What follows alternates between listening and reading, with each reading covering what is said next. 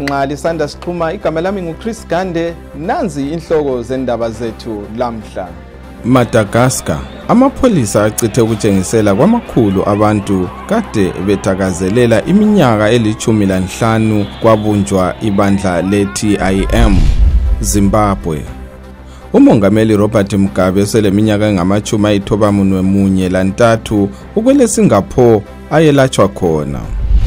Nigeria, kulokugeleza kwamanzi edolobheni leLagos kulandela ukuna kwezulu lesikhukhula.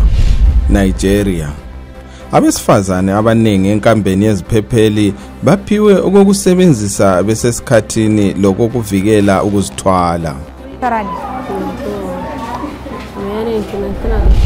Niger, umdlalo we-taekwondo u-Abdulrazak Isofu Alfaga usekhethwe ukuba isikhonzi se-UNICEF.